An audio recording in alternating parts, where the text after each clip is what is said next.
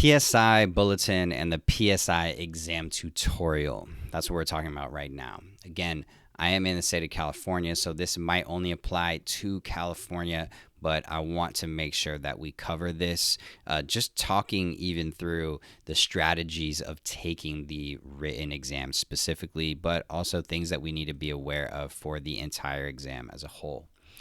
When you apply and get your test date, your exam date, they're going to send you this candidate information bulletin that's from PSI. PSI is they're the organization that gives the test in terms of like they process it, right? The NIC is the ones who design the test and the test questions.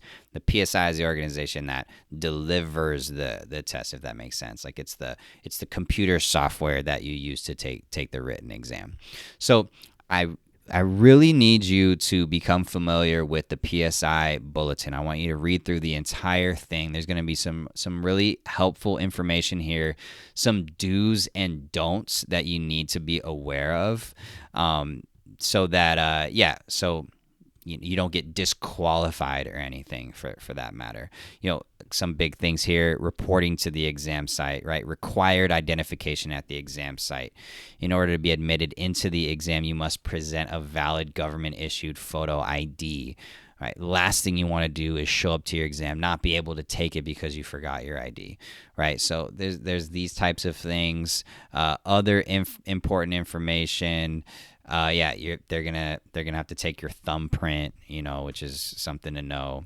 Some things that you cannot bring into the testing room, right? You can't bring your cell phone. If they see a cell phone, like they'll disqualify you. And so make sure you don't bring your phone in. Make sure you don't bring in, any of these things, whether it's, calculator, textbook, a recording device, any smart devices, headphones, cameras, etc. There's things here that you need to know because you don't want to be disqualified, right?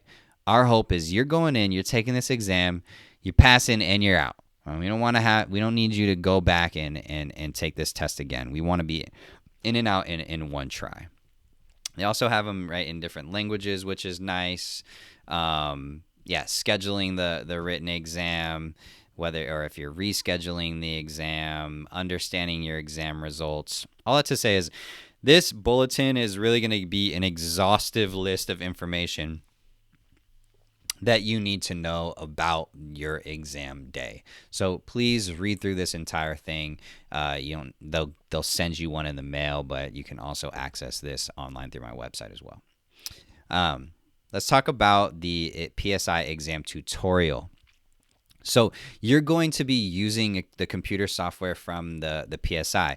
At least in California, you're taking it's a computerized test. It is not a written test or pencil bubbling in. That's not what it is. So this is going to give you just kind of an overview of what it's going to look like, because honestly, no one walked me through this before, and I wish they had. So this is what your exam screen is going to look like. Question's going to be here. You're going to have your answers here. There's going to be some buttons here at the top. You're not going to need a calculator, so don't worry about that. But this mark button, a comments button, a go-to button, a help button, and then an end. Some things I really want to highlight here is that when you take your test, there's going to be this button called the mark button. The candidate may choose not to answer the question or would like to review it. They can mark the item by clicking on the mark button in the function bar. The candidate can go back to the marked items by clicking on the go-to button at the top. So what I want you to know about this mark button, super helpful, right? As you're going through 60 questions, and you might find one that you're like, I don't know the answer to this one. I don't want to waste a ton of time on it. I'll just come back to it later. Please click the mark button and then just move on to the next question. Then when you can click the go-to button, the following window will appear and you can go to your marked questions.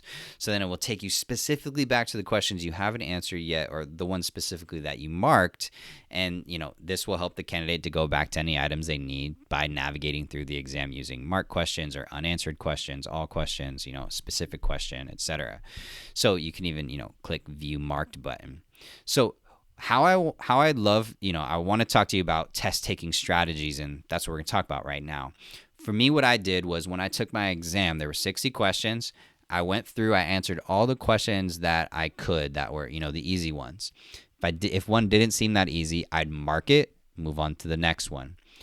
The second time I went through, I then went through the questions that I marked, the ones that were unanswered, and I answered those, right? And even then, there were still some that are like, I might need some more time on this. But that second time through, I answered all of them. Then I went back a third time. And on the third time, I just looked at every single answer that I'd given. So if I was good on it, then that's when I would say, all right, I'm finished. I've gone through this 3 times, and then I can finish the exam.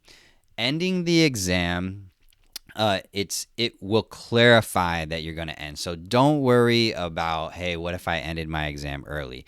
They're going to make it very clear when you end it and if that's exactly what you're trying to do. You'll actually have to type in end in order to submit it.